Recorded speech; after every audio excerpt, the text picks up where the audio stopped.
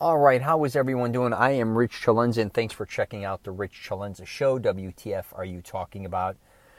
So I actually just finished going to a car show with my father in Winter Garden. I don't know if you're familiar with that. It's on the outskirts of Orlando, Florida, just west, probably about 25 miles downtown Orlando. It's probably actually about 30 miles from Disney.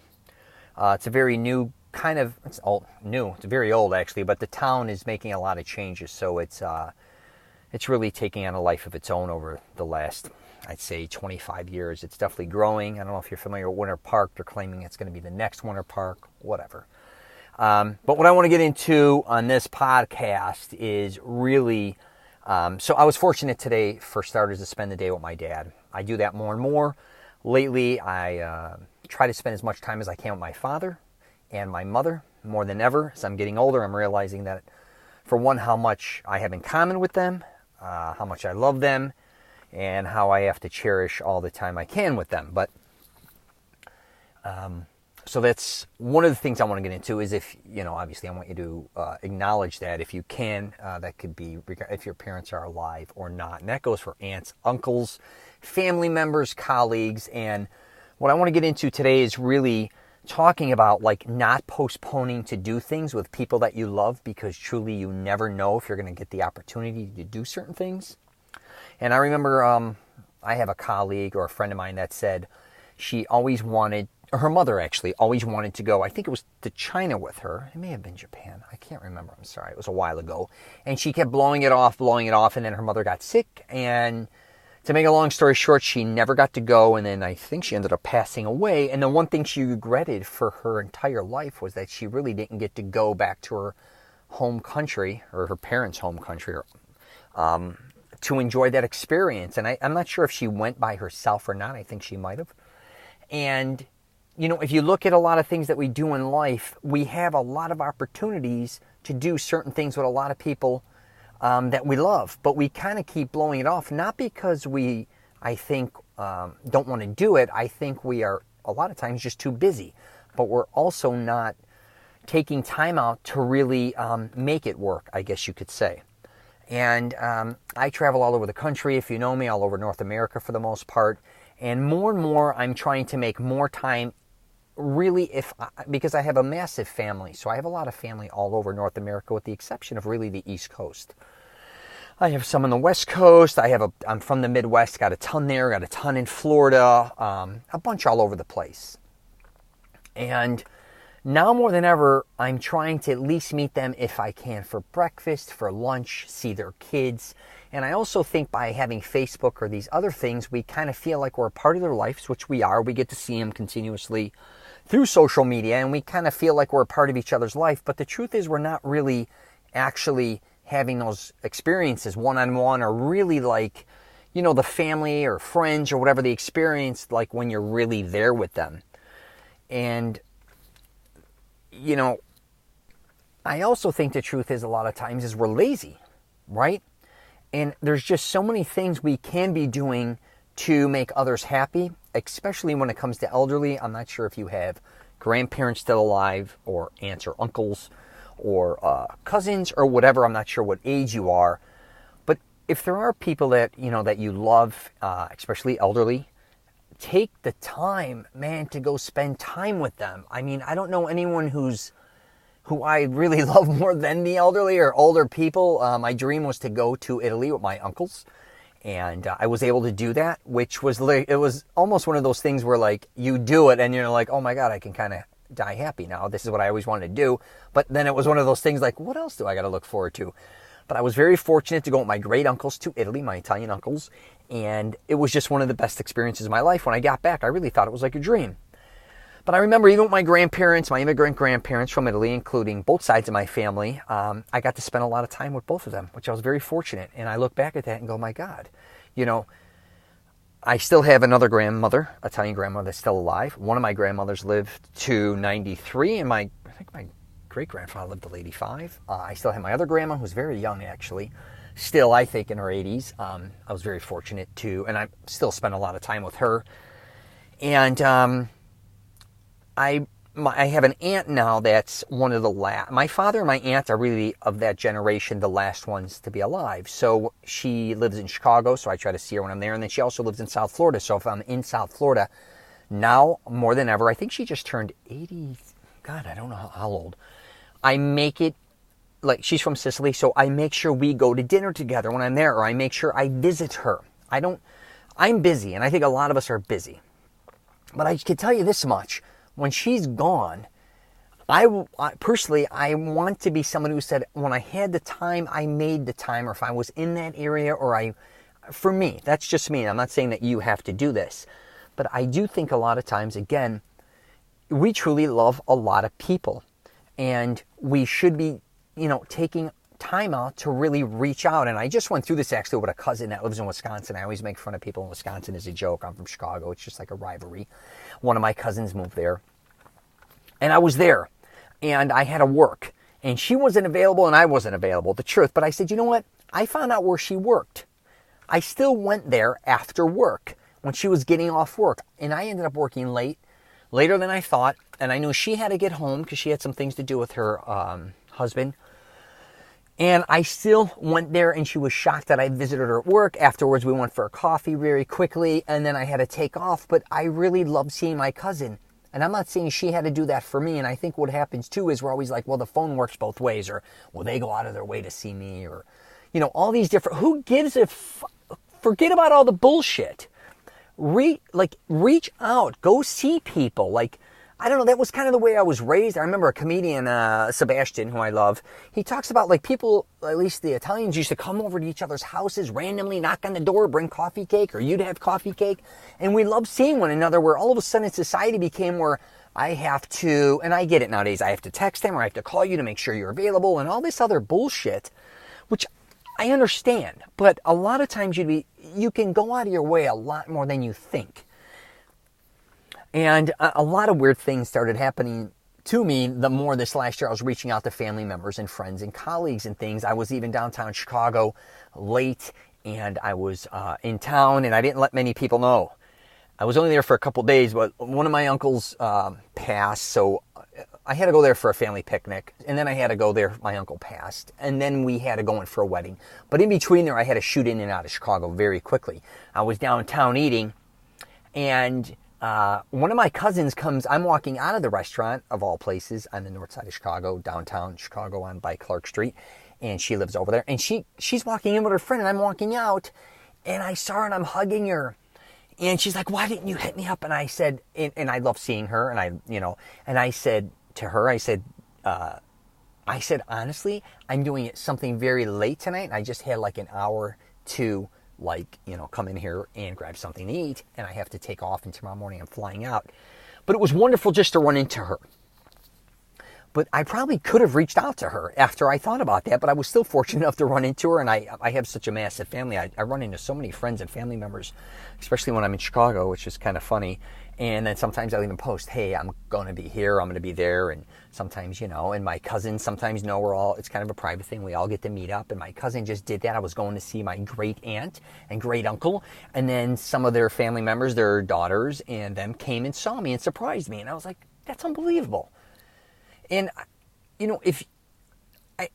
what I'm really trying to get to is don't postpone things, with always really, like I said earlier, with the intention that you'll always have another opportunity to do something. Because I just did I'm doing this program, and I have to do a webinar.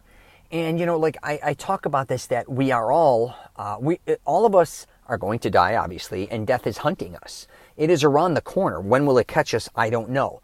And when you live your life a lot of times, really, especially with ones you love, that may be really the last time you see them, even though you may not believe that. And I'm not even talking to the elderly. And this may be the last time they see you. Really. Enjoy every moment of your life with the ones you love. And even with new people you meet, I always try to say, try to end it on a high note, even though lately I haven't had a lot of patience with a lot of people. I'm not going to lie. That's something else I'm going through because I'm working on all this crazy shit. I get aggravated at people myself. But that's just because I'm working through all this crazy shit. But the ones I love to be around, or even the one I'm with, if it's my girlfriend, Rhea, or if it's my kids, her kids, whoever, I want to enjoy the meal I'm having with them. I don't want things to end badly. I can get in a car accident at any moment. Something can happen to somebody else. I heard in the last 2 weeks, 3 deaths. And 2 of them were out of nowhere, very shocking. Another one was a suicide. And all of them, I will say, were older people, which kind of like, and all 3 of them died in their own way, much different. And I was really thinking about the 2. I'm not going to get into who they were. One I really loved very much. And then the other one was, I'll just say one was like a step-grandfather and one was a uncle. And I was kind of shocked because I never thought like I would not see my uncle again. Like I really didn't. He wasn't that old. He just got sick. My step-grandfather, he was amazing. He actually, he lived in Branson, Missouri, and he built a lot of Branson. He was like a man's man. He can do anything. And I always looked up to him, and I travel so much, but with my job, I go to Missouri, and I go to Kansas City, but I never ended up going to Branson. And when I was younger, I used to go to Branson, Missouri all the time with my father and my stepmother. And it was kind of funny. It was like a country, Orlando, Florida, or whatever you want to call it, Midwest, Orlando, Florida, tourist destination. And I had some incredible memories there and staying with him. And he's more of a hunter, fisherman, construction guy. And I was from Chicago. I can't say obviously, but I was much different than him. But I really just thought he was such a great, nice guy. And I kept saying, man, if I ever go to Branson, Missouri, which I don't because there's not a lot. I know it's a tourist town. I live actually in Orlando, which is a tourist town, but there was no really reason for me to go there. And I kept saying, man, I can't wait to get called to do some work there. I can't wait to set a meeting up there. I can't wait to do all these things there. It never happened. And then I don't think was doing that well physically. Not that he was doing horrible, but I just didn't see him anymore. He didn't come to Florida anymore. And I'm like, I see pictures of him on Facebook and with my step-uncle and step-aunt and all them. And I'd be like, man, I can't wait to see him. And then he's gone. And again, I don't mean to get all sympathetic, but man, that's like, I'm not going to be able to see him anymore. And I wanted to talk to him. It's been so many years. I want to go through things with him. And, sometimes too, I think we need knowledge from our elders. I'm middle-aged. I'm going on 50, but when you hit a certain age, I think when you're younger, you're kind of an asshole, I think, a lot of times to your elders. You don't think they know what they're talking about. Same goes with parents. You kind of know it all. But as you get older, you start to realize how much more you have in common with your aunts. It's like you almost catch up in age. If you're 50 and they're 70 or 65 even, or depending on what your aunts and uncles are, even grandparents, if they're still around, you really start to see their perspective and say, wow, yeah, you know what? I learned a lot of my core beliefs and things from them. Some I believed in, some I didn't. But like, wow, they taught me a lot of what I know. Like, and then when you talk to them again, you're like, wow, I'm kind of shocked how much I really love being around them or listening to them. And I think a lot of us lose that because what happens, I think, as I got older, you become busy becoming a parent. And then you may even become a grandparent yourself. And you're just you're so caught in, I guess, the conveyor belt or whatever the hell you want to call it, that you just kind of forget about, especially elders or just other people and their life. And I understand we all have very busy lives.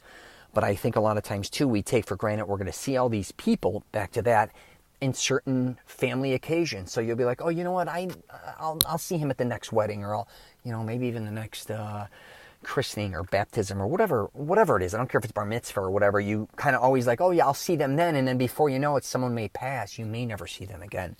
Or things may happen in your life where you don't get invited to certain things that you used to get invited to, or people even get divorced. And I kind of went through that after I got divorced. All of a sudden, like it's not necessarily, I can't say my friends took sides, but it's never really the same within that inner circle with you and your friends when you're kind of married. And then it ends because they're kind of all still married. And again, sometimes they do take sides, sometimes they don't. But now you're bringing somebody else into play if you're dating somebody else. And then they were friends with, obviously, your significant other. Sorry about that. But you have those, all those things kind of coming up. But the one thing I would say regarding that is, if you have friends, even that you had friends that were when you were married and everything, take the high road. And if people truly love you and they want to be around you, they're going to be around you, right? And the same goes for you. If you really do love someone or you want to be around someone, again, let it be known. Because I think a lot of times, even through a divorce or through certain situations, even in families, like there could be fighting and people are taking sides, have a one-on-one discussion.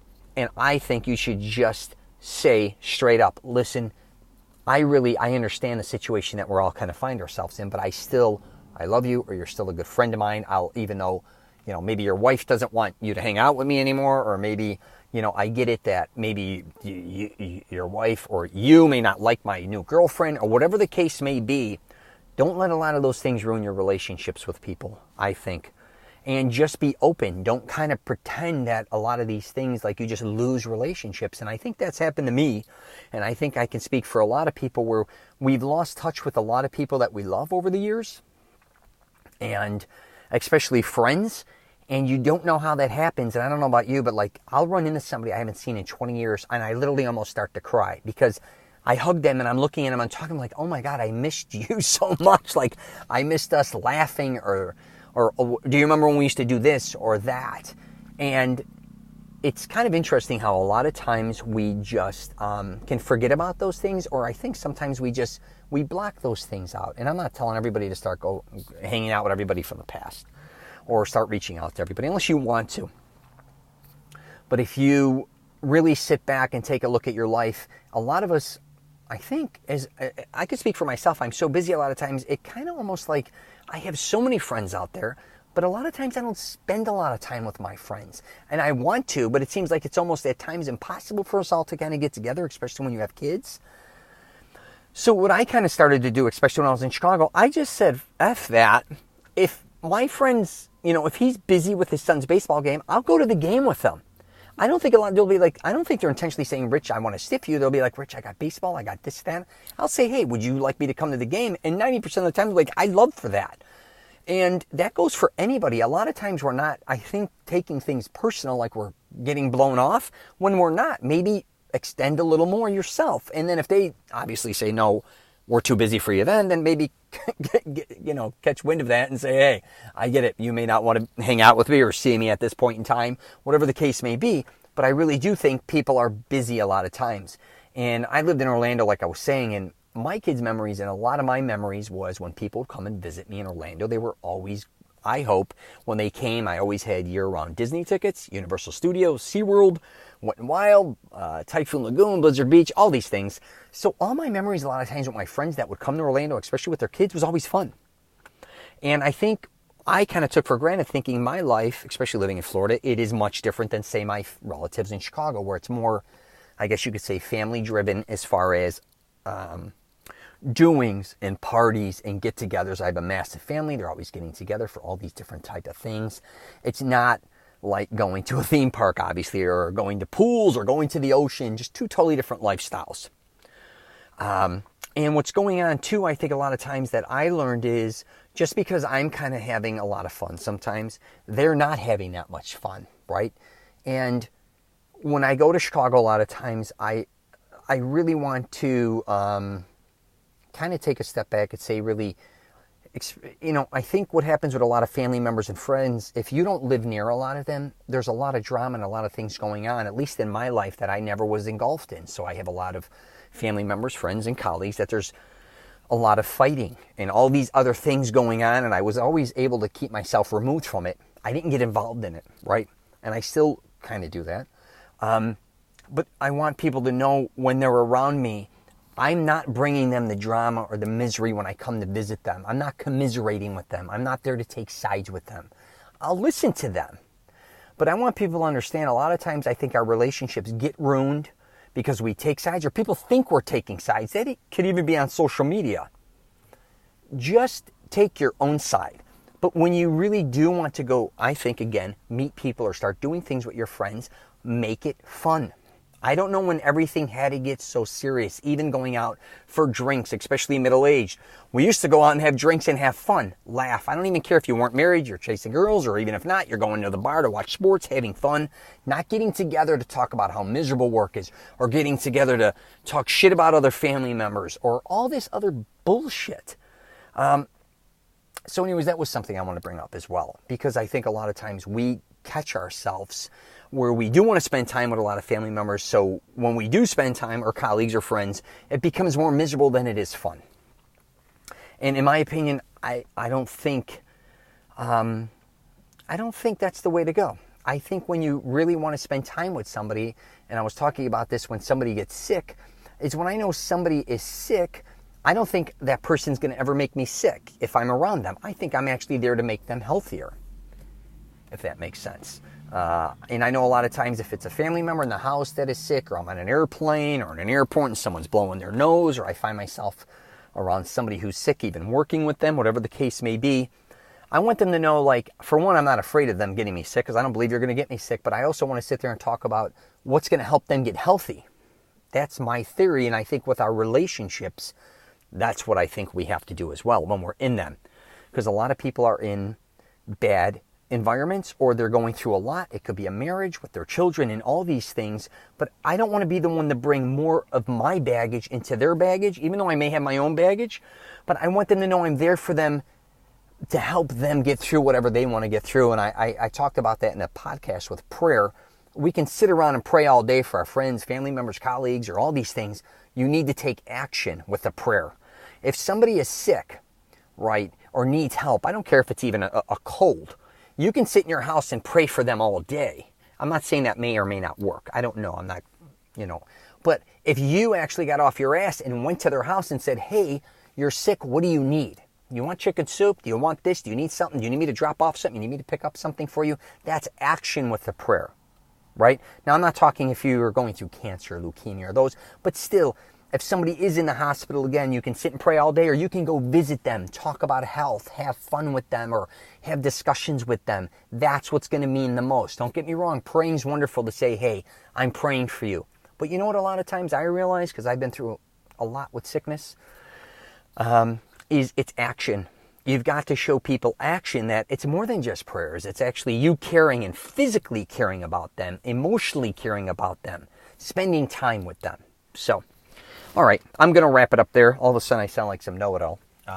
But anyways, I just thought I would bring that up. But please, if you have an opportunity, if your parents are still alive, if your grandparents, aunts, uncles, I don't care who it is, guardians, whoever you truly dug to, like in your past, which I got to kick one of my buddies' ass that I used to hang out with after high school for a while in a gym, and I knew his last name and then I forgot it. I know that sounds weird for a friend, but when you got a lot of, whatever.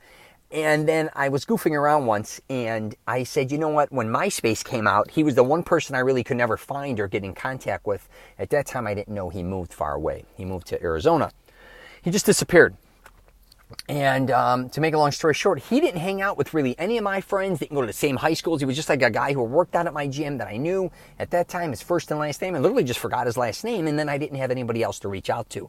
And someone said about MySpace, go on MySpace, Rich, and this and that. And I said, I'm going to go on MySpace because maybe one day he'll find me, because maybe he'll remember my last name, and that never happened. And I went on Facebook.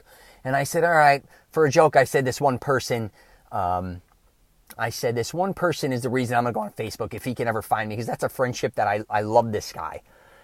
And what's interesting is, as time went on, like after 5 years, his name popped up, and it was a friend request. And I'm like, who is this guy? And then I looked, I said, holy shit, it's him. I've been waiting and I told him, I'm going to kick your ass. I've been waiting to connect with you for years. What happened? We went back and forth on Facebook. Now, he lives in Arizona, in Scottsdale of all places, and I have a lot of family actually in Arizona, and I go there all the time, and me and him still haven't coordinated. And lately I said, listen, I'm going to kick your ass, and I know he had a baby. I don't care what it takes. I'm coming to Arizona next time. I'm specifically, going to design my work schedule or make it work for me so I get to finally see you.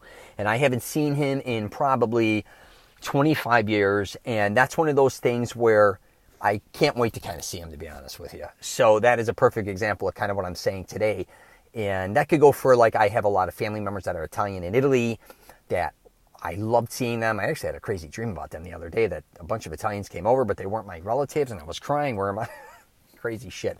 But if you have, again, family members that are not even in our country, that are, living somewhere else, maybe you grew up with them, maybe you didn't, or you know of them, take time out to go meet them. I was in Italy and I fell in love with all my cousins and extended all these different family members I had there. There must have been like 50 of them. We had a few nights we got to all spend together, and it was just amazing. I can't wait to go back. I literally want to get a condo there, and I just felt like I was back with my immigrant grandparents and family members, and I just really loved going there. It almost felt like it was the 70s and 80s all over again for me, and 90s actually.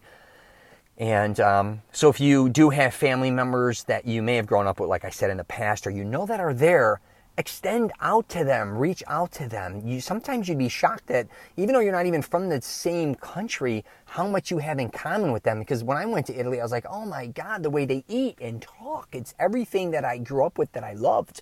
I realized now my life has changed so much that is really it's really my culture. And everything about Italy was my culture. It was kind of amazing because I felt like, I think in the last 20 years, my life has changed so much. And I think when I was younger, I took for granted all the things that I had. And then I just kind of wanted to change that because I was like, almost like, okay, I'm exhausted from all of this, you know. And then when I went back to it, I'm like, oh my God, I forgot how much I missed this. So, all right. Thanks for listening to the Rich CELENZA show. WTF are you talking about? Sometimes I get nuts on these random tandem rants. What am I saying? Random tants? Yeah. That's what happens when you have a couple margaritas with your father. Yeah. And if you get a chance, you can check out my YouTube channel, Rich CELENZA. I'm on LinkedIn, Twitter. What else? You're on my podcast now. So, yeah, and I got a program out called Mastering Self-Confidence. I try to help men find the woman or women of their dreams, even if they've been through a bad breakup or divorce.